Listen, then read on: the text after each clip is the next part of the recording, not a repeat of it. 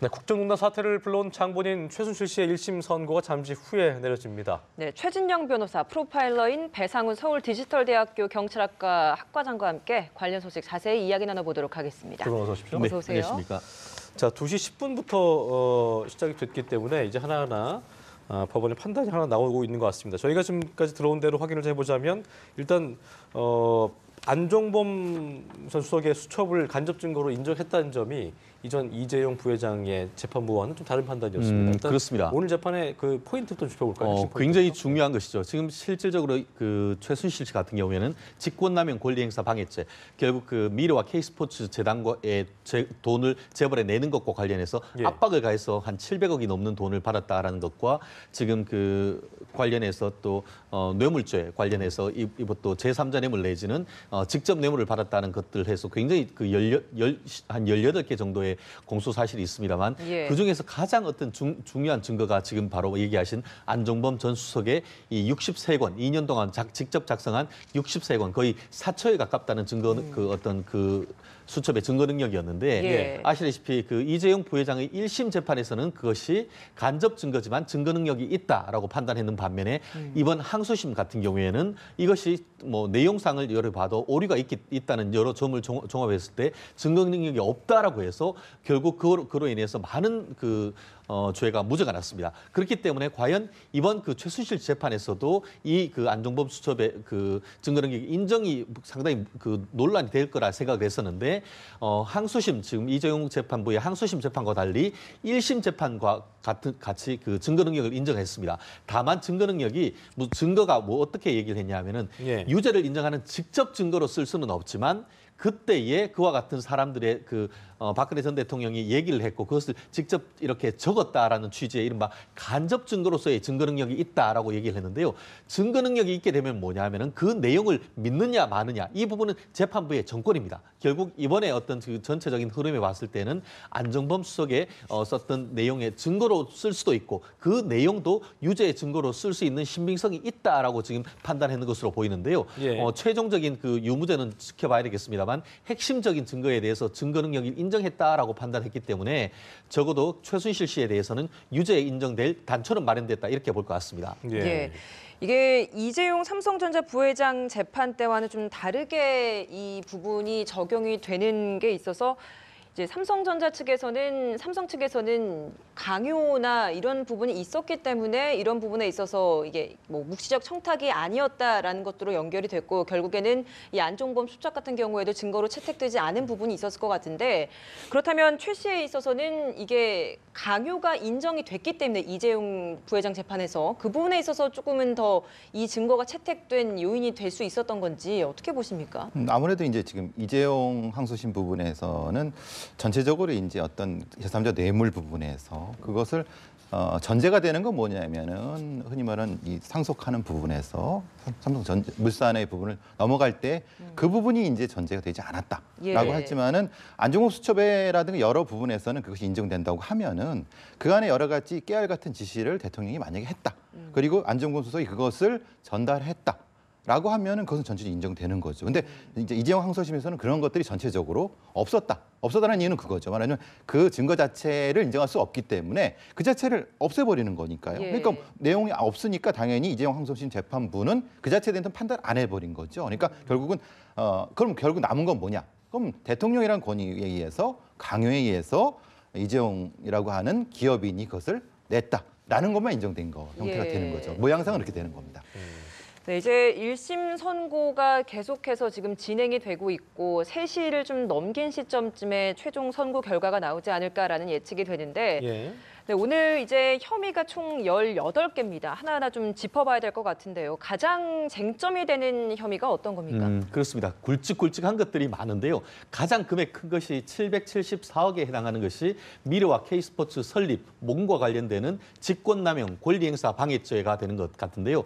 무슨 말씀이냐 하면은 최순실 씨가 그 정유라 딸을 지원하기 위한 취지에서 박근혜 전 대통령에게 이런 재단을 설립해야 된다는 그 계획을 갖다 주고 그렇게 하니까 이 그 박근혜 전 대통령이 안종범 수석을 비롯해서 청와대 사람들에게 얘기를 한 결과 결국 그 많은 그 대기업 그 오너들과 독대가 이루어지고 그로 인한 몇 차례 독대 끝에 그 정경련 53개 회원사를 상대로 해서 774억을 그 강제로 모금을 하도록 했다는 것이죠.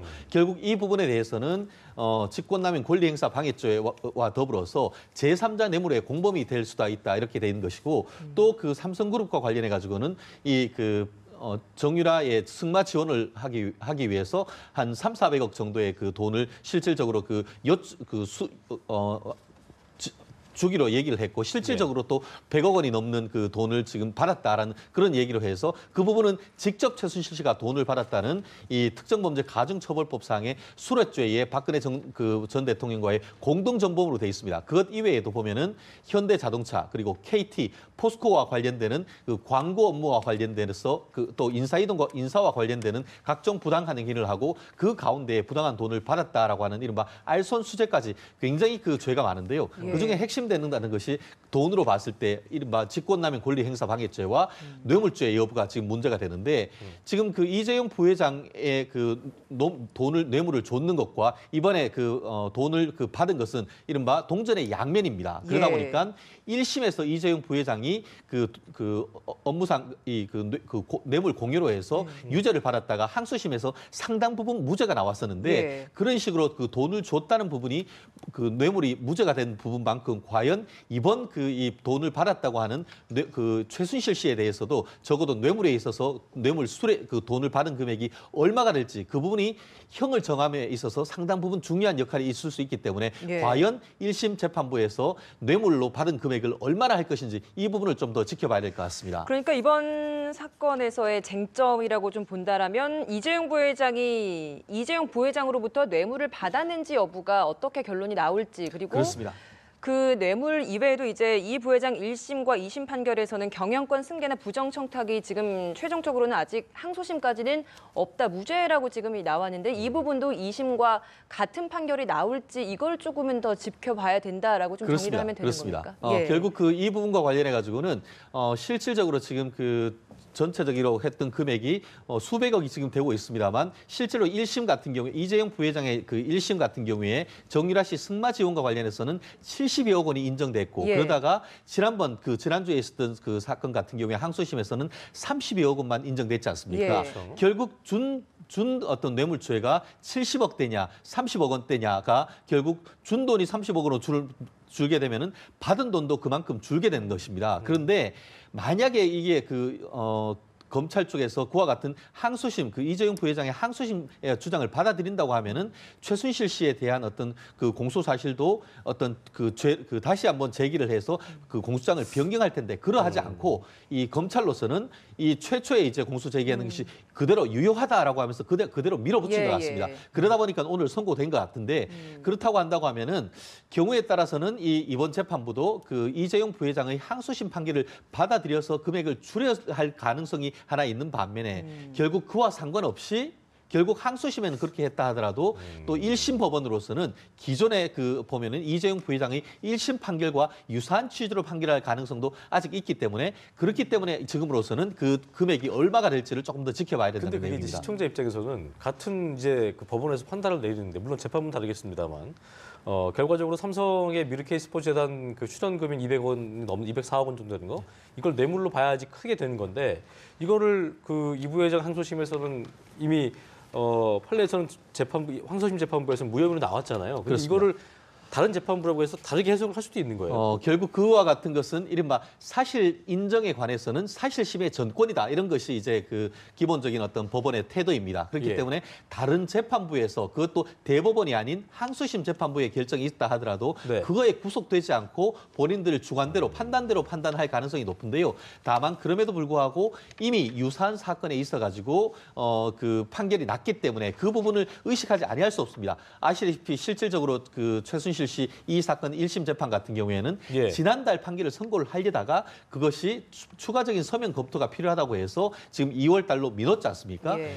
그 외면적으로는 그것이 추가적인 그 서면 검토가 필요하다고 하지만 법조인들의 중론은 뭐냐면은 이재용 부회장에 대한 항소심 재판 판결 결과를 참작을 해서 선고를 하겠다라는 의도가 사실 깔려 있다고 보는 것이 일반적인 견해인 것 같습니다. 그렇기 예. 때문에 그러한 점을 봤을 때 경우에 따라서는 어차피 그 이 판결이 또 고등법원에 갔을 때에 만약에 고등법원 판결에 따르지 않을 경우에는 바뀔 가능성도 있다라는 것을 염두에 둔다고 하면은 고등법원의 판결을 참작을 해서 그에 따라서 이 판결에 대해서도 그 1심 판결이 그 어떤 기존의 이재용 부회장의 1심 판결과 다른 그런 판결이 날 가능성도 있지 않을까 하는 것인데 아직까지 예. 뚜껑은 좀 더 열어봐야 될 것 같습니다. 그러겠네요. 예, 이재용 부회장에서 부회장 재판에서 적용됐던 36억 원만 인정이 된다라고 하더라도 사실 뇌물 수수자에게 적용되는 형량이 훨씬 더 무겁지 않습니까? 그렇죠. 10년 1억 이상이죠. 원만 넘는다고 하더라도 형량이 무겁던데 지금 어떻습니까? 특가법상 뭐 10년 이상 무기징역까지 갈 수 있으니까 상당히 큰 부분인 거고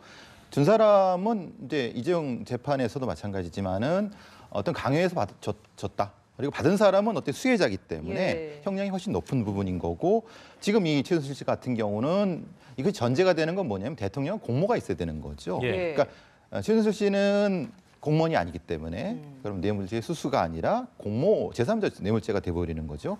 거기서 이제 문제가 되는 거는 72억이 아니라 36억 부분에서 36억만 인정되는가와 그리고 나머지 그 이른바 말의 소유권 부분에서 이제 갈렸지 않습니까? 예. 그 부분이 지금 어떻게 결정할지가 지금도 이제 초미의 관심이 결과적으로 근데 25년을 구형했다는 건 어느 거에 가장 크게 좀 비중을 실은 거예요? 기본적으로 뭐 지금 외면적으로 금액이 큰 것이 직권남용 권리행사 방해 한마디로 미르와 K스포츠단입니다만 실질적으로 이 부분에 있어서 법정형이 높은 것은 뇌물죄입니다. 아시다시피 1억 원이 넘어갈 경우에는 지금 교수님 말씀하신 것처럼 특정범죄가중처벌법상의 그 뇌물 같은 경우에는 무기징역 또는 10년 이상의 유기징역입니다. 그러다 예. 보니까 우리나라 같은 경우에는 지금 18개 범죄를 만약에 그 미국이나 어떤 그 영미법계 같은 경우에는 이른바 누적주의라고 해서 이 뇌물죄가 예를 들어서 10년이면 10년 그리고 그게 그 직권남용에 20년이면 20년 이런 식으로 차곡차곡 쌓아가서 마치 100년형, 200년형 그렇게 합니다만 우리나라 같은 경우에는 예. 18개의 이 공소 사실 중에 우리 막 경합범이라고 해서 그중에 제일 중요한 어떤 죄의 2분의 1을 가중하는 식으로 합니다. 그런 것을 이제 가중주의라고 하는데 예. 말씀하신 것처럼 지금 25년을 구형했습니다만 이 그 특가법상의 이제 뇌물죄의 무기징역 내지 유기징역 중에 유기징역을 그 선택을 한다고 하면은 예. 유기징역의 상한 결국 경우에 따라서는 30년까지도 선고할 수 있는 그런 부분인데요. 결국 현재로서는 우리 법조인들 그 사이에서 전체적인 것을 고려를 했을 때에 다른 것들과 그 경합을 하는 것을 했을 때 적어도 15년 유죄가 인정된다고 하면은 15년 이상 경우에 따라서는 한 20년형 정도의 형이 나올 것으로 지금 예상을 하고 있는데 지금 전체적으로 일부 무죄의 취지가 아니고 전부 다 증거도 유죄로 인정되고 다른 부분에 대해서 어떤 직권남용, 강요, 협박 이런 부분이 인정되고 있기 때문에 실질적으로는 상당 부분 그 높은 형이 나올 가능성이 점점 좀 그 가능성이 높아지는 것이 아닌가 그러겠네요. 생각을 합니다. 예. 지금 저희가 지금 계속해서 가정을 해볼 수밖에 없는 상황입니다만 아무래도 최순실 씨와 박근혜 전 대통령에게는 공모 관계가 계속 인정되는 방향으로 판결이 내려지고 있는 것으로 조금 예측이 될 수밖에 없는 상황인 것 같습니다. 이 부회장 1심과 2심 판단에서 갈렸던 경영권 승계나 부정 청탁에 대해서 좀 가정을 해본다면 만약에 이제 이 부분이 경영권 승계 작업도 이루어졌었고 청탁도 있었다라는 게 이제 모두 인정이 된다라고 한다면 최 씨 재판은 좀 결과가 어떻게 되는 겁니까? 생각보다 높은 형이 나올 가능성이 있죠. 이 부분에 대해서는 예를 들어서 그 박근혜 전 대통령의 죄책이 무거운가 아니면은 이익을 본 그 최순실 씨의 어떤 그 형이 무거운가 이 부분에 대해서는 어떤 그 법학자들에 따라서 약간 그 견해가 다를 수는 있습니다. 최종적인 이익을 받는 사람이 더 나쁘지 않느냐 하는 예. 입장에서는 최순실 씨의 형이 높아야 되는 것이 아니냐 하는 생각이 하는 반면에 또 최종적인 어떤 그 국정의 최고 책임자로서의 어떤 행위 자체의 불법은 오히려 그 박근혜 전 대통령 대통령이 무겁지 않느냐라고 얘기를 하는데 예. 어쨌든 간에 유죄로 인정되고 아까 말씀하신 것처럼 부정한 청탁이 있고 그 가운데 돈을 받았다라는 것이 인정이 되게 된다고 하면은 최순실 씨와의 공범이기 때문에 최순실 씨의 어떤 그 선고가 이만큼 그 국민의 관심을 끄는 것은 그와 더불어 동전의 양면인 박근혜 전 대통령의 유죄 인정 여부 그리고 유죄가 인정됐을 때 형의 정도가 어떨지를 우리가 볼 수 있는 가늠자기 때문에 오늘 그 모든 지금 방송이 관심을 가지고 보는 건 아니겠습니까? 예. 말씀하신 것처럼 부정청탁까지 인정이 되어서 제3자 뇌물의 공범까지 다 인정된다고 한다고 하면은 경우에 따라서는 검찰에서 구형했는 정도 수준의 형도 나올 가능성이 있습니다. 그렇기 때문에 현재로서 지금 앞에 지금 앉아 있는 이 최순실 씨도 정말 마음을 조마조마할 그런 상황일 것이고 아마 지금 서울구치소에 있는 박근혜 전 대통령 입장에서도 아마 마음이 편한 상태는 아닐 것이라고 생각합니다. 지금 보니까 저희가 들어온 바에 따르면 무표정으로 담담하게 재판을 진행받고 있다고 하는데요. 뭐 이런 질문이 어떤 그 뭐 정확성을 알 수 없는 뭐 그 사람의 심리가 아니기 때문에 알 수 없겠습니다만 어떤 지금 심리라고 좀 저희가 봐야 될까요? 지금 상태는 좀 멍한 상태, 말 그대로 멍한 상태라고 하면 있는 것을 받아들이는 걸 다 거부하는 상태가 되죠. 그러니까 현실감이 없는 상태라고 보통 우리가 진압력이라고 하는데 예. 자기가 어디 있는 상태를 모르는 상태가 진압력이 없다고 얘기를 하는데요. 네. 너무 이제 자기가 생각한 것보다 수준이 크면은 현실의 수준이 크면은 현실을 부정하게 오히려 됩니다. 놀라지도 않는 거군요. 그렇죠. 놀랄 생각도 없는 거죠. 예. 그 자체가 너무 충격이 크게 되는 거죠. 지금 핵심적인 부분은 앞에 나온 건 뭐냐면 수첩의 증거 능력 부분이고 또 하나는 이제 태블릿 PC 부분이 그러니까 증거 능력 자체를 다뤘는데 예. 그거를 처음부터 인정해 버리니까 그다음부터 들을 필요가 없는 거죠. 이게 최순실 입장에서는. 그러니까 너무 큰 충격 때문에 저런 상태가 된 것 같습니다. 알겠습니다. 이게 지금 보니까 다 아까 말씀하신 대로 동전의 양면식으로 돼 있어서 누가 받게 되면 누구는 줄어들게 되고 약간 그런 풍선 효과처럼 그런 느낌일 수 있는데요. 보니까 그 신동빈 회장도 지금 이제 재판을 받을 텐데 70억 원 지원하는 거를 만약에 협박에 해당한다 지금 판단을 했으니까 그러면은 신동빈 회장 입장에서는 죄가 없게 되는 신동빈 거라고 해야 될까요? 회장 입장에서는 앉아서 아마 만세를 지금 부르고 있지 않을까 하는 생각인데요. 말씀하셨듯이 이재용 부회장 같은 경우에도 과연 이 정치권과 그 경제계가 이른바 짬짬이해서 이 정경유착의 비리를 했는 것이냐 아니면은 최순실 씨가 어떤 삐뚤어진 모정에 의해서 박근혜 전 대통령을 이용을 해서 강요죄를 범하는 것인가? 이 사건을 보는 눈이 극명하게 다를 수 있는 부분인데 마치 지금 신동빈 회장 입장이 또 동일한 겁니다. 실질적으로 이 검찰 같은 경우에는 신동빈 회장조차도 롯데그룹의 이 면세점과 관련해서 구체적인 부정한 청탁을 했고 그거에 대한 대가로서 70억을 줬다라는 취지로 해서 공소 제기를 했었지 않습니까? 예. 그런데 이 부분에 있어서 지금 얘기 나오는 것은 70억 직원은 직권남용, 강요, 협박에 해당한다라고 지금 판단을 했습니다. 그렇다고 하면은 물론 경우에 따라서는 협박이 된다 하더라도 그것이 직무와 관련성이 있으면 뇌물이 될 가능성이 완전히 배제할 수는 없습니다. 그렇지만 전체적인 지금까지 나온 속보에 따를 때는 이재용 부회장의 항소심 재판과 같이 신동빈 회장 같은 경우에도 이 부분에 있어서 이른바 강요죄의 피해자 프레임으로 지금 나간다라고 한다고 하면은 결국 신동빈 회장 같은 경우에도 무죄 선고될 가능성이 있는데 아직까지 조금 지켜봐야 합니다만 적어도 지금까지 나온 보도의 어떤 판결의 흐름에 봤을 때는 신동빈 회장 같은 경우에도 오늘 발 뻗고 집에서 잘 가능성이 높지 않을까 싶습니다. 그렇겠네요. 직권남용, 강요, 협박이 해당된다고 했기 때문에 네네. 이게 만약에 면해진다면은 뭐 무죄로 나올 결국 수밖에 없는 나는 거죠. 피해자인데 잘못 지금까지 재판에 넘겨져 왔기 때문에 억울하다라는 계속 주장을 했는데 예. 그와 같은 변호인과 신동빈 회장의 어떤 소송 전략이 이 재판부를 설득했다 이렇게 해석할 여지가 커 보이는 것 같습니다. 강요 자체에 끝난 것이 아니라 협박이라는 얘기까지 들어갔거든요. 예. 지금 공소제기 사실 자체가 강요까지가 되는데 협박 같다는 것은 결국은 일방적이란 의미를 포함하는 거 아니겠습니까? 예. 그럼 신동빈 회장한테는 기존까지 얘기됐던 부분은 신동빈 회장도 어떤 면세점 때문에 능동적으로 뭘 했다라고 하는 것이 특검 쪽의 주장이었는데 재판부 쪽은 그것보다 좀 다르게 보지 않을까라는 것이 지금 얘기되는 지금까지 나온 얘기 같습니다. 예, 예. 이재용 부회장 항소심 재판 결과가 나왔을 때 굉장히 국민적인 논란이 좀 많이 거셌던 상황이었거든요. 이렇다 보니까 이게 좀 재벌 봐주기 재판이 아니냐라는 이야기가 있었는데 이번에 이렇게 또 롯데 재판까지도 이렇게 나온다 보면 이런 분을 좀 의식하지 않을 수 없을 것 같은데요. 근데 재판부 입장에서는 거꾸로 생각하면은 이제 뭐 삼성만 재벌이냐 롯데도 역시 같은 형태는 형평성을 맞출 수 있다고 그쪽으로 주장한다고 하면 예. 그것도 같은 논리가 되겠지 않겠습니까? 삼성은 봐주고 롯데는 안 봐줬다고 하면 더 문제가 될 수 있는 거니까. 그런데 이제 국민적 입장에서는 다르죠. 국민적 입장에서는 삼성이라고는 재벌을 봐줬으니까 롯데도 봐줬다. 이건 심각한 문제다라고 할 수 있다는. 근데 지금 나오는 걸 계속 보면은 강요 협박적으로 넘어가는 거 보니까 그렇게 될 가능성이 높다는 지금 봐야 되겠지만요. 예. 결과적으로 보니까 지금 KT도 그렇고 그 포스코 같은 경우도 그렇고 다 최순실 씨와 박근혜 전 대통령의 어떤 강요에 의해서 뭐 광고 수주도 했고 인사 채용도 이루어졌고라고 하는 거 보니까 아까 말씀하신 대로 뭐 신동빈 회장이 만세를 얘기하셨는데 KT나 일단 포스코 입장에서도 상당히 좀 혐의를 벗을 수 있는 그런 뭐 그 부분을 볼 수 있겠네요. 그렇습니다. 아시다시피 이번 그 국정농단 사건으로 해서 재판에 넘겨진 재벌, 뭐 대기업의 총수라고 한다고 하면 딱 두 분입니다.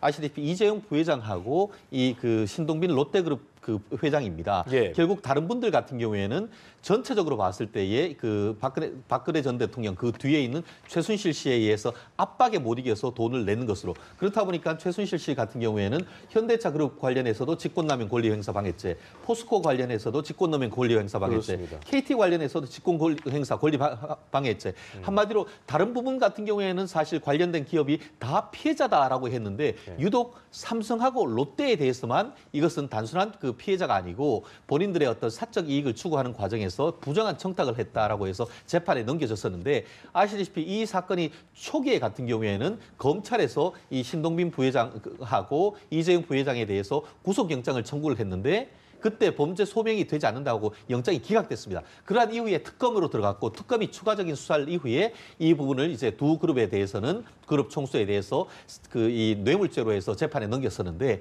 결론적으로 했을 때 그 뇌물죄에 있어서는 용두사미의 결과가 지금 나오는 부분이고 결국 그 대기업들 입장에서는 거꾸로 볼멘 소리를 할 그런 상황인 것 같은데요.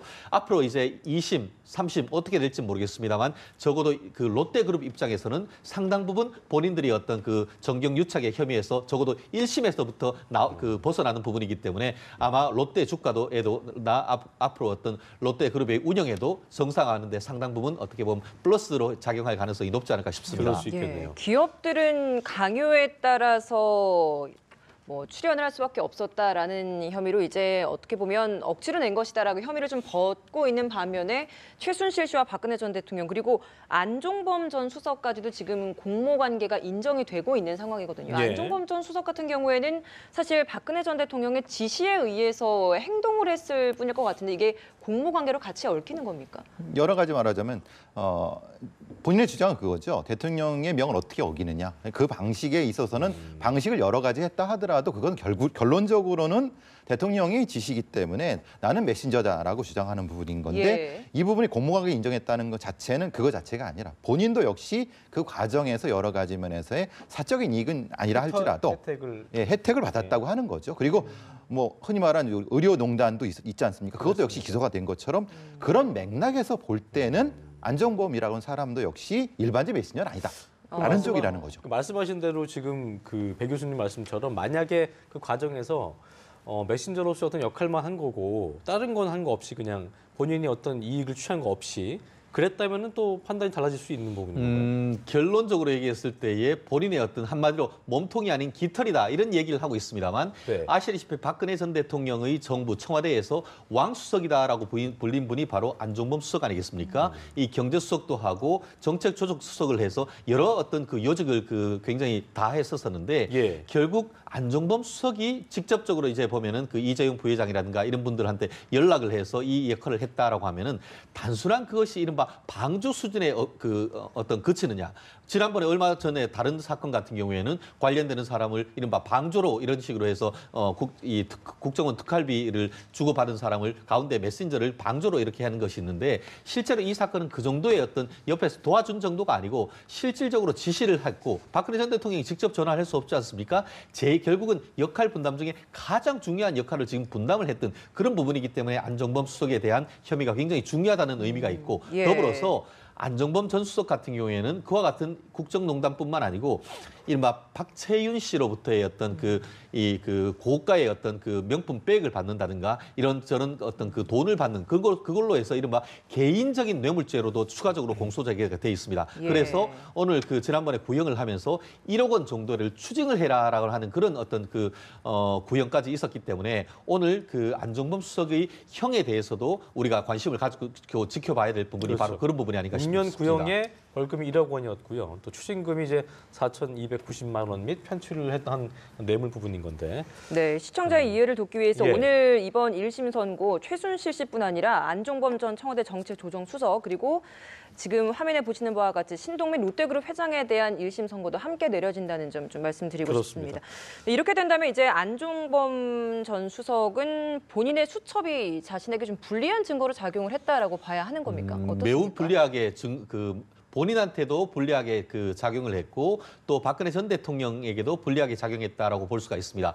아시듯이 그 안종범 전 수석에게 실질적으로 뇌물을 줬다고 하는 박채윤 씨 사건은 이미 징역 1형 실형이 1심, 2심 대법원까지 확정이 됐습니다. 그렇죠. 그 사건에서 본인의 어떤 그 진술뿐만 아니고 안종범 수석의 이 수첩 자체가 직접적인 증거로 인정이 됐습니다. 근데 이 시청자들이 아니 그 사건에서는 유죄의 직접적인 증거로 쓰였는데 왜 그 이재용 부회장에 대해서는 증거로 쓸 수 없느냐 이런 부분을 얘기를 하는데 똑같은 것이라도 안종범 수석 같은 경우에는 뇌물을 주고받은 한마디로 자기의 죄와 관련돼서 직접 써놨는 메모 같은 경우에는 자기 사건과 관련해서 직접 증거로서의 어떤 증거 능력이 인정되는 것이고 이번 이재용 부회장의 항소심 같은 경우에는 그 내용이 그 실체적인 진실과 좀 다른 이런저런 부분을 봤을 때 증거 능력이 아예 없다고 판단을 했고 반면에 오늘 같은 경우에 지금 증거 능력이 간접 증거의 능력이 있다라는 것은 무슨 말씀이냐면은 예. 아시다시피 이재용 그 안종범 수석이 이번 사건에서 그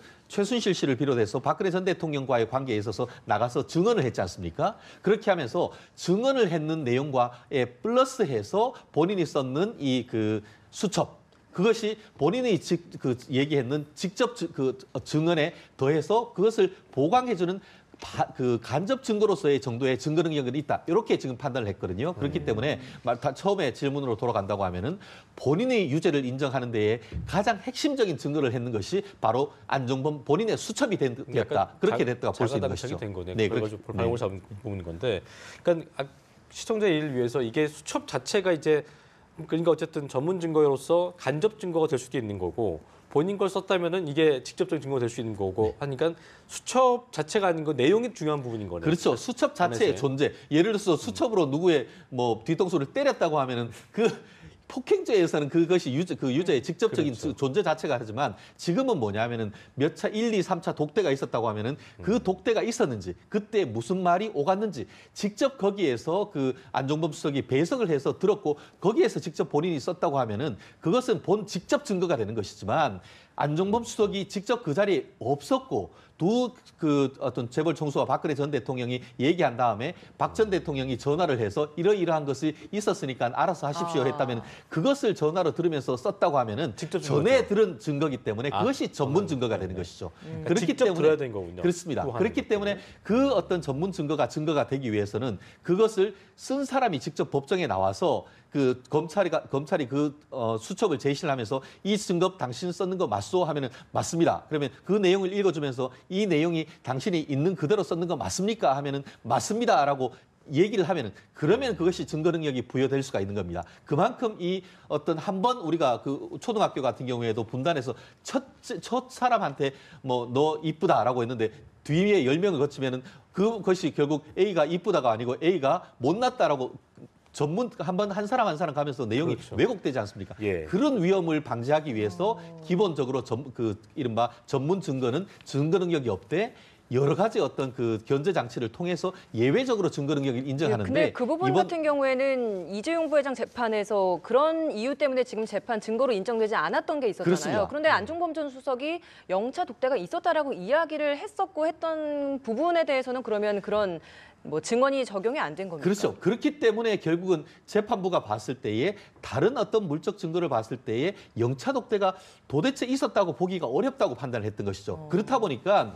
결국 그와 같은 말에 신빙성이 없다라고 해서 법정 증거의 신빙성도 없고 그와 같은 그 60세권의 증거도 증거 능력이 없다라고 판단을 했는데 결국 그와 같은 증거 능력의 판단에 대해서는 1심, 2심 판결이 달랐고 그렇다 보니까 특검으로서도 결국 1심 판결이 맞다라고 해서 대법원에서 판결이 있을 텐데요. 아마 이 부분이 대법원 가서도 이 증거 능력에 대해서는 아주 치열하게 다툴 수 있고 여전히 이 부분에 대해서 법조인들 사이에서도 그 항소심 판결이 맞다. 아니면 1심 판결이 맞다 해서 설왕설래가 있는 것이기 때문에 이 부분에 대해서 누구도 단정적으로 있다 없다고 얘기를 하기는 어렵지 않을까 싶습니다. 다시 한번 정리를 좀 하자면 박근혜 전 대통령과 이재용 부회장이 독대를 하는 거를 알고는 있었어요. 그래서 영차 독대를 했다라고 적었지만 그 자리에 배성하지 않아서 그 안에서 어떤 일이 있었는지 모르는 상태는 것은 직접 증거가 될 수 있는 부분이 아닌 거군요. 그 그렇습니다. 사실을 했다는 건 말 자체로만으로는 할 수 없는 거군요. 안 되는 거죠. 결국 그 다른 어떤 예를 들어서 뭐 그 보안 손님이 들어왔다. 그리고 그때에 있어서 전화 통화하는 그런 내역이나 이런 물적 증거를 통해서 그것이 뒷받침이 된다고 하면은 결국 안종범 전 수석이 법정에 나가서 증언을 했는 것 더불어서 이 그 수첩 이것이 보강 증거가 돼서 영차 독대를 했다는 것을 인정할 수가 있겠지만 이재용 부회장 같은 경우에는 내가 그 정도 모르면 침해다라고 할 정도로 그 강력하게 부인을 하고 있는데 다른 물적 증거나 이런 것을 통해서 재판부가 봤을 때는 그것을 받아들이기 어려웠다라고 하면서 했고 더불어서 안종범 수석 중에 그 어떤 그 독대 중에 한 그 재벌 총수와의 독대를 했다고 하는 날짜에 알고 봤더니만 그날 박근혜 전 대통령이 해외에 있던 그런 사실들이 몇 개 내용이 나왔습니다. 그러다 보니까 전체적으로 그 내용이 신빙성이 없다라고 해서 아예 증거 능력조차를 인정하지 않았는 것이 항소심인데요. 네. 그 반면에 또 오늘은 또 증거 능력이 있다 하니까 이 방송을 보시는 분들이나 국민들 입장에서는 헷갈릴 수밖에 없고 법조인들 사이에서도 사실 저도 이제 사법시험을 하면서 그 형사소송법 중에 제일 어려운 부분이 증거 부분입니다. 그렇기 때문에 이 부분이 대법원에 가서 최종적인 결정이 나오기 전까지는 여전히 자기에 맞는 주장을 할 수밖에 없는 그런 상황이 아닌가 싶습니다. 이재용 부회장 재판에서는 증거로 채택되지 않았던 이유를 지금 세세하게 설명을 해주셨는데 그렇다면 다시 한번 오늘 이번 이 재판에서 최순실 씨 재판에서 안종범 수첩이 증거로 채택된 이유는 어떤 거라고 좀 볼 수 있을까요? 말씀드렸듯이 이 부분 같은 경우에는 그 1심 지금 그 김세윤 부장님 재판부하고 아까 그 이재용 그 부회장의 1심 재판부 김진동 부장 재판이 그 서울중앙지방법원의 그 사무실 거의 비슷하게 있습니다. 그렇기 때문에 두 재판 진행도 거의 비슷하게 하면서 외면적으로는 각각 부서가 독립해서 판단을 했겠지만 내용적으로는 서로 이 부분이 서로 구구하게 달라지지 않기 위해서 긴밀하게 협조를 했는 것으로 알고 있습니다. 그런 상황 속에서 앞서 이재용 부회장 이 재판부에서 그 안종범 수석을 유죄로 인정하는 직접 증거로 인정을 했는 그런 판단이 있다라고 한다고 하면은 결국 서로 협의하는 과정에서 적어도 최순실 씨와 또 안종범 그 전 수석이 직접 본인이 자기와 관련되는 공소 사실과 관련해서 있는 부분이 있기 때문에 이 이재용 부회장의 항소심과는 다른 결국 이재용 부회장의 1심 판결과 동일한 증거 판단을 했다는 것은 말씀드렸듯이 이재용 부회장의 재판부와 서로 협의하는 과정에서 같은 결론에 이르렀다 보는 것이 아마 막점 막후에 어떤 우리가 해석할 수 있는 키워드가 아닌가 싶습니다. 기업체에게 각각 지시하라고 어떤 그러니까 어떻게 협조를 부탁한다는 지시를 만약에 박 전 대통령이 안종수석이 했다. 이걸 적은 거라는 건 직접 들은 거잖아요. 그렇습니다. 이건 직접 증거라고 봐야 될 수 있는 거예요. 근데 그 부분도 어떻게 하냐면은 예를 들어서 여기에 그 여성 앵커가 박근혜 전 대통령 예컨대 그리고 뭐 그 신동빈 부회장이라 있고 제가 안종범 수석으로 이렇게 세 명이 배석에 있고 그때 두 분이 얘기하는 것을 직접 적었다고 하면은 그거는 전문 증거가 아니고 직접 있는 상태에서 되는 것이죠.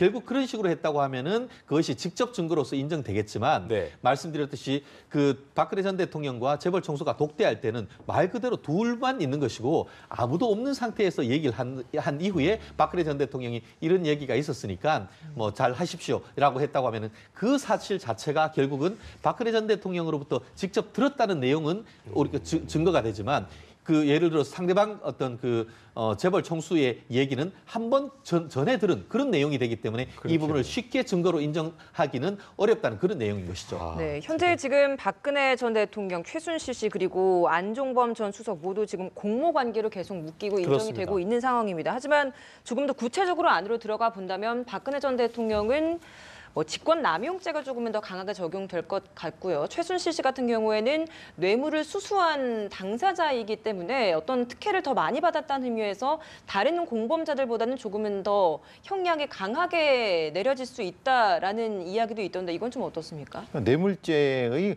가장 중요한 어떤 책임이 공무원의 어떤 특정 행위에 대한 것이냐 아니면 그 결과에 대한 것이냐에 대한 포인트가 다르겠죠.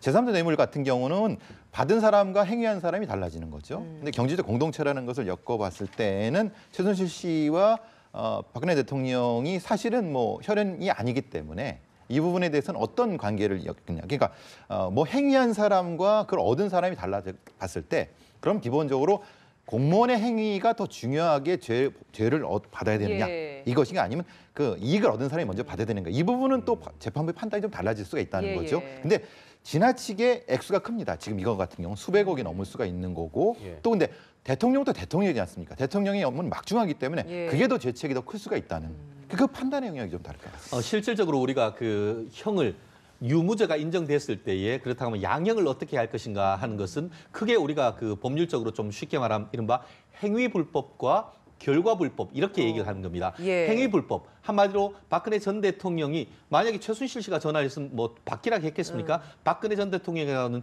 최고 책임 행정 책임자가 얘기를 했고 그와 같은 것을 정유라를 지원하기 위한 걸 알면도 불구하고 그것을 지원하게 했다는 것은 결국 어떤 변명도 하기 어려울 정도로 행위불법이 무겁다라고 하죠. 그렇지만 그거에 따르는 수백억의 어떤 뇌물 내지는 돈 이거는 한 푼도 사실 박근혜 전 대통령이 받은 것은 아닙니다. 그러다 보니까 뇌물을 챙겼지 않다라는 측면에 있어 가지고는 결과불법에서는 박근혜 전 대통령은 상당 부분 가볍다고 보죠.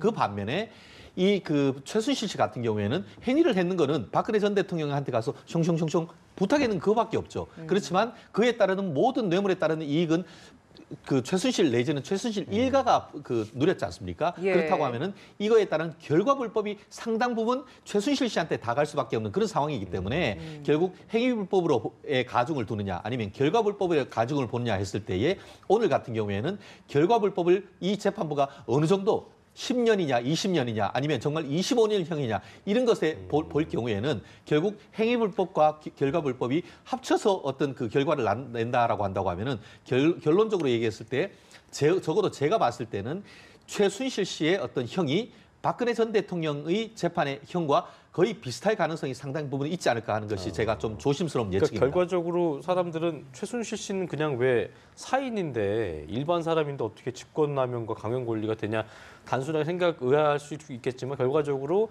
공모 공동정범이라는 걸 이제 그 이재용 부회장 항소심 때 재판부도 얘기했기 때문에 결과적으로 박근혜 전 대통령의 친맥과 어떤 인맥을 이용해서 친밀도를 이용해서 그 힘을 빌려서 그걸 했다 그 말인 거죠. 그렇기 때문에 뭐 직권남용이라든가 강요 권리 같은 게 해당이 될 수 있는 부분인 거죠. 그렇습니다. 아시다시피 뇌물죄라든가 아니면은 그 직권남용 권리행사 방해죄라는 것은 공무원이 할 수 있는 이런 공무원만이 할 수 있는 이른바 신분범이라고 합니다. 그런데 그 최순실 씨는 아무런 직급이 없지 않습니까? 뭐 예를 들어서 이방카 같이 이 트럼프의 그 상임 고문처럼 이렇게 임명을 했다고 하면은 아마 이 최순실 씨도 직접 뇌물죄가 되죠. 그렇지만 아무런 어떤 그 직책도 없으면서 박근혜 전 대통령을 이용을 해서 아니면 공모해서 이 범행을 했는데 결론적으로 우리가 형법상의 공범의 법리는 이른바 신분이 없는 사람이라 한다 하더라도 공무원같이 신분이 있는 사람과 같이 짜고 범행을 했을 경우에는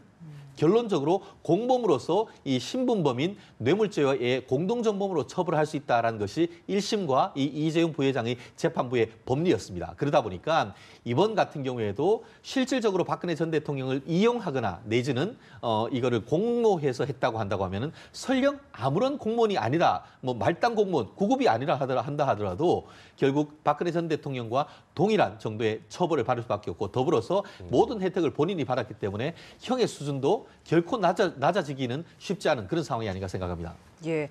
뭐 그렇게 된다면 지금 18개 최순실 씨의 혐의 중에서 뭐 12개, 13개 정도가 박근혜 전 대통령과 겹친다고 하더라고요. 지금 이런 재판을 결과가 나오는 것에 따라서 이제 박근혜 전 대통령 재판 결과도 예측을 할 수 있다. 거의 뭐 비슷할 것이다. 지금 말씀해 주신 것처럼 그런 결과로 좀 지켜볼 수 있을 것 같은데 뭐 그렇게 본다면 최순실 씨 근데 또 말씀하신 것처럼 행위 불법과 결과 불법으로 좀 구분을 한다고 한다면 박근혜 전 대통령 같은 경우에는 행위 불법으로밖에 포함이 안 되기 때문에 조금 더 좀 더- 낮아질 것인지 그럴 어떻게 가능성도 예측할 수 있을까요? 결국 그 부분은 이제 이와 같은 어떤 그 실질적으로 돈을 먹은 사람을 더 나쁘지 않느냐라는 생각을 가진 그 재판부라고 하면은 오히려 최순실 씨를 더 가중 처벌을 할 것이고 그 반면에 국정 최고 책임자로서 도대체 이렇게 국정농단을 할 수가 있냐 그쪽이 가중을 든다라고 한다고 하면은 비상식적인 직권남용을 그렇죠. 했다는 그렇기 걸 때문에 본다면? 지금까지 그 일국의 대통령이면서도 재판부에 넘겨졌기 때문에 아마 그 이런 식으로 행위불법, 결과불법 결국 보는 사람의 시각에 따라서 그 형이 달라질 수 있는데 예. 이 법 우리가 저도 이제 대법원 양형위원회에서 이제 양형 기준을 만들면서 항상 이 부분을 가지고 그 각자의 어떤 위원들의 어떤 그 철학과 법조관이 그 투영이 되는데 행위불법이 나쁘기 때문에 더 가중을 해서 처벌을 해야 된다는 부분이 있고 결과불법이 있다. 이길 챙긴 사람이 더 나쁘냐. 이걸 서로 설왕설래해서 어느 정도 균형을 맞추는데 어쨌든 간에 결론적으로 제가 봤을 때는 그 부분이 서로 비슷비슷하다고 한다고 하면은 결국 형이 같고 아마 지금 뭐 박근혜 전 대통령이 지금 국정농단 이외에 이른바 그 국정원 특활비 이런 부분으로 있는 것 제외하고 결국 이와 같은 그 국정농단과 관련되는 어떤 범죄와 관련해 가지고는 알맹이 측면에서는 거의 오늘 최순실 씨, 안종범 전 수석과 거의 비슷한 공소 사실이기 때문에 향후에 이 그 최순실 씨가 유죄가 인정된다고 하면은 그대로 공모 관계가 있는 박근혜 전 대통령도 유죄가 그대로 인정될 가능성이 높고 그렇게 되면은 그 형도 큰 차이가 없거나 뭐 비슷한 정도 수준, 높아도 아주 높지 않은 그 수준에서 형이 선고될 가능성이 있지 워낙 않습니까? 지금 혐의가 많아가지고 아까 말씀하신 대로 가장 중한 혐의 거기에다가 양형 기준에 따라서 그렇습니다. 절반을 더하게 그렇습니다. 된다. 최대한 그 정도가 가능하다고 얘기하셨었는데 그렇다면은 뭐 박근혜 전 대통령도 지금 워낙 많은 혐의가 있기 때문에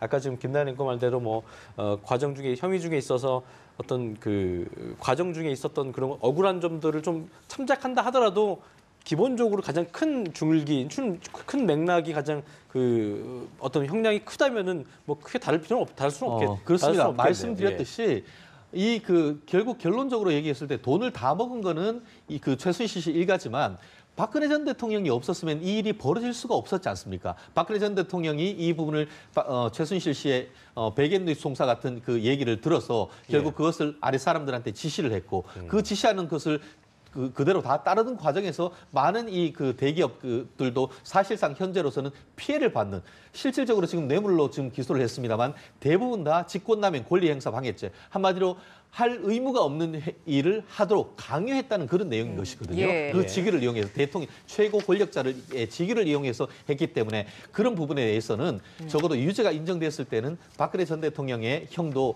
낮아지기는 현실적으로 어렵습니다. 예, 실질적으로 지금 그 박근혜 전 대통령 변호인으로서는 단 한 푼도 먹지 않았지 않느냐. 그런데 어떻게 뇌물죄가 성립되느냐. 그렇게 얘기를 하고 있습니다만 예. 유죄가 인정된다고 하면은 박근혜 전 대통령이 없었으면 이 일이 벌어지지 않았다는 그런 부분에 있어 가지고는 법적 책임을 벗어나기가 쉽지 않다는 지금 것입니다. 들어오는 속보를 보면 예. 최순실 씨가 박근혜 전 대통령에게 후원을 부탁해서 이재용 부회장은 강요에 의해서 영재센터에 16억 원을 지원한 것이다. 즉 최순실 씨가 관여한 것이 인정된다라고 이야기를 했습니다. 이렇게 된다라면 이게 사실 이재용 부회장 재판에서는 승마 지원금에 대한 36억 원만 뇌물로 인정이 됐었고 우리가 예측을 했던 게 36억 원에 대한 부분만 뇌물죄로 인정이 될 것이냐 아니면 추가가 될 것이냐라고 했는데 추가가 됐다라고 저희가 볼 수 있는 겁니까? 그렇지는 않습니다. 지금 말씀하신 대로라고 한다고 하면은 이재용 부회장의 항소심에 대한 부분을 그대로 좀 원용했다라고 보이는 것 같은데요. 아시다시피 이재용 부회장의 그 1심 판결 같은 경우에는 이 동계스포츠 영재센터 16억 2,800만 원을 뇌물죄로 유죄로 인정을 했었습니다. 그런데 지금 좀 전에 지금 앵커께서 설명하는 것에 따르면은 그 부분이 뇌물이 아니고 강요에 의한 것으로 지금 강요에 의해서 돈을 받아내는 예. 것으로 했던 것이죠. 결국 뇌물이 아니고 이재용 부회장이 그 동계스포츠 영재센터에서는 강요죄의 피해자인 것이지 뇌물의 공여자가 아니다라고 했는 항소심 판결 그대로 이번 인정을 하게 같은 된 경우도 거네요. 했기 때문에 예. 뇌물을 수수했는 금액에 있어서는 적어도 16억 2천만 원 동계스포츠 영재센터에서는 그만큼 뺄셈이 되는 것 같습니다. 예, 알겠습니다. 예, 지금까지 최진경 변호사 그리고 프로파일러인 배상훈 서울디지털대학교 경찰학과 학과장과 함께 자세한 얘기 나눠봤습니다. 두 분 말씀 고맙습니다. 고맙습니다.